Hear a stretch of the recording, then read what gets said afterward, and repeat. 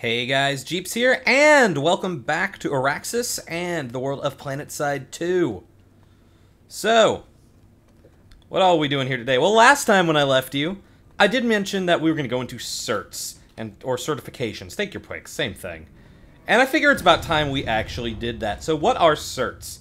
CERTS are, I guess you could kind of liken them to leveling up in most MMOs, or just unlocks in most shooters. I guess really most shooters have this nowadays. Hell, half of you are watching me because of Tribes anyway, so you know I know that. So CERTS. You get some of these passively every hour, plus you get them for killing things, and as you level up through battle ranks, and you get them for a lot of things. Oh, that galaxy looks so badass. God, galaxies are cool. Sides are cool. Everything is cool! But we should take a look at how that actually works.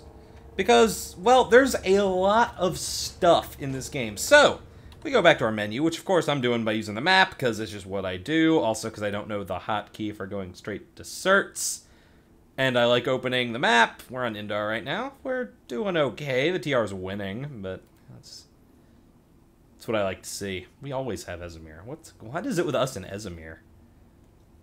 This one down here is your certifications, or CERTS, which it's what you're going to hear me call them for the rest of the time. So, CERTS or certifications, you got it, right? Cool. Click on certifications. It takes you to this big summary page, which shows you a percentage of things you have for those classes.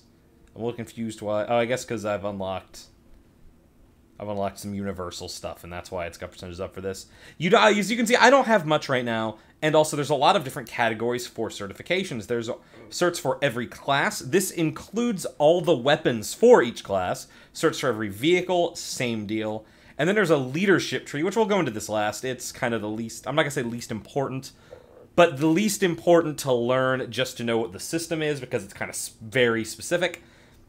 But yeah, we'll just use Light Assault as an example, though. We'll go to the classes, and I'll show you what it's like. All the classes are going to be kind of similar to this. You go to Light Assault, you have all these different slots. Utility, ability, suit, grenade, and... oh, and then there's also the class-specific utility. Everyone has access to universal utility. So since everyone has access to this, we'll actually show this one. This is where you can unlock the ability to get med kits or restoration kits. Restoration kits are regen, and med kits are instant heal. These have to be purchased with infantry resources like grenades do afterwards. Certifying into them just lets you use them at all. The more cert points you have on them, the more you can carry at one time. Otherwise, you have to resupply. Grenades work the same way. Then you get into, like I said, the more specific ones. And, well, you're probably wondering what these slots are. So if we go back to classes, this is where I can demonstrate this. I actually have more than one loadout now, though I've only really used one. Click on my loadout. As you can see down here, you have ability, suit, and utility, and grenade. I don't know why I skipped it and said that in order. Whatever. Now, this is where you can modify things. For example, I click on ability, you can see the only thing I have here is Jump Jets 2, which is just Jump Jets. I've upgraded them to level 2. Light Assault start with Jump Jets 1. It is their default ability. Pretty much every class has an ability. For example, the Heavy Assault has the Overshield, and so on and so forth. So I have Jump Jets. Now, if we go back to CERTS and get back into Light Assault, you can only have one of each thing in this slot. So let's open up our ability slot. Like I said, I have Jump Jets, and they're also Drifter Jump Jets, which I, from the description, can only assume these are specifically for drifting down. I don't know if they still let you actually jump jet. I'm not sure. I've never unlocked them. But you can't have both of these at the same time. Now with this, again, you only have two things. It's not as big of a thing, but let's go to, say, the suit slot. Look at all of this. And while it can be every time, it's like, oh, I should throw in an advanced shield capacitor. Well, if I do that, I can't have nanoweave armor and advanced shield capacitor even equipped at the same time. Nanoweave armor, for example, is I get more health. At base, I get 10% more health, which is pretty nice, honestly. Light assaults are kind of squishy, so having more health is definitely nice, but if you have this, you can't get flak armor, which reduces damage from explosions by a pretty hefty amount, or grenade bandolier, which gives you more grenades carried of one type, ammunition belt, more clips of ammo carried. You have to make a choice. Adrenaline pump, this one's interesting because it only requires one thing to start into, which ups your sprint speed. And the same goes for, say, grenade slot. Obviously, you would replace flash grenades with, or frag grenades with flash grenades or smoke grenades, or utility slots where I have nothing, but I could get C4. There's only one choice here. It's just expensive. Now, they're seeing things vary pretty wildly in cert point costs. If we go back over to the utility or the suit slot, you can see advanced shield capacitors and flak armor, and I'll tell you, nano weave armor was the same way. First level costs 1, so you're going to grab one of these almost immediately, probably, and you should, because from 0 to a 10% extra health, or 15% damage reduction from explosions, or a half second. Okay, that one's not quite as big at the first level. It's still nice. Those are all pretty big. Now, likewise, weapons have certain things, and this is where you get into the really interesting things like attachments. So, for my Solstice carbine, I could get a flash suppressor or a regular suppressor. These have different effects, obviously. This is where all these scopes are. All the scopes are the same price. They're all 30 cert points. They're not a linear scale, which is nice. I've got a reflex sight, which gives me a slight zoom at the moment, but you get a nice selection of options there. And then rail options, I really want forward grip. And they all kind of do what you say. And all the weapons have not exactly the same. Like, this carbine also has soft point ammunition you can get for it. It might have some different scopes. The main thing is that it seems to have ammunition. Pulsars, high velocity. As you can see, you get the similar kind of things. They might have certain different scopes. And obviously, if you go to different classes of weapons, you're going to get different things. But everything for that weapon is going to be unlocked by certs under that weapon in the drop-down. Now, it is worth keeping in mind this is on a per-class basis. I believe, for example, the Engineer also has the Solstice carbine. However, let's double-check this before I make this claim. Yes, the Engineer also has the Solstice carbine.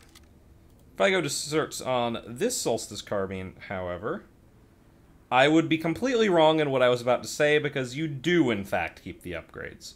So the upgrades are per weapon, not per weapon per class, so I am eating my hat right now. I'm glad I didn't quite finish that statement. But yeah, that's actually very good. I'm glad it works that way. Awesome. Very awesome. Very, very, very awesome. Whew, I'm glad I made that mistake. But yeah, still per weapon basis. Say, I believe, if we'll switch over to this carbine, for example, which doesn't have... If I were to find another carbine that had that scope, I don't think... Yeah. Well, I'm pretty sure you don't already get it unlocked.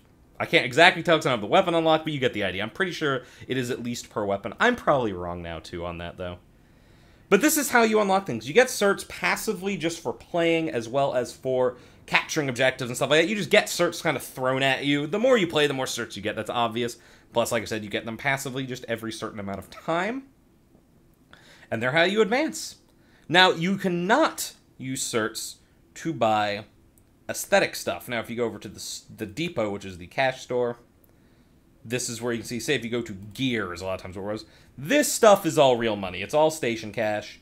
None of this stuff is available with certs. If you, however, to go to weapons, here it is, and this is also where you can easily buy it with real money, and it can also just let you see, this can be an easy place to go if you just want to go into buying weapons with certs or stuff like that, to find a specific weapon you're looking for, because you can sort it by different vehicle weapon type, or you can go to infantry weapon 2, different tab, and you can get it from there. If you don't want to dig through the per class thing in the actual certs menu, it gets you to the same place. Now, it is worth mentioning weapons are exorbitantly expensive to buy with certs. I mean, these are vehicle weapons, but still, they all kind of run the same gamut. There are a lot of cert points, so keep that in mind.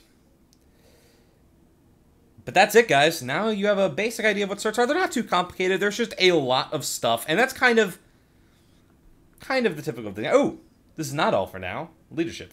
Just to go into what the squad leader certs are, because they work a little differently than the vehicle infantry ones. These, you have to be battle rank 10, which pretty much is their way of saying you need to just have played the game enough to really warrant buying them. These give you special things for when you're leading a squad, like access to a specific comm channel. The ability to do a request reinforcements thing will be an announcement across the entire continent to your empire. Be able to place like multiple objective markers and rally points, and to even throw down a spawn beacon.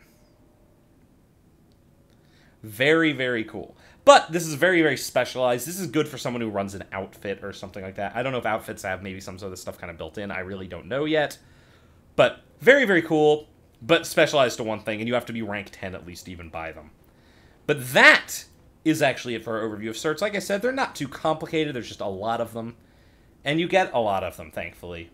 And I will say it is good to keep in mind what you want to do. Very good indeed. Because you cannot respec your cert points. Don't waste them. You can't respec them. That said, there's not really a limit on getting them either, as long as you keep playing. But that's it for now, my friends. As always, like, subscribe, share this video with your friends. Hope it helped you out if you're just getting into Planetside 2 and we're kind of wondering what the hell's up with all the certs. Where do I put these? What do they do? What is all this stuff? There's so much crap on this menu, because, well, there is. So hope I helped out. As always, I've been Jeeps, and I will talk to you guys later.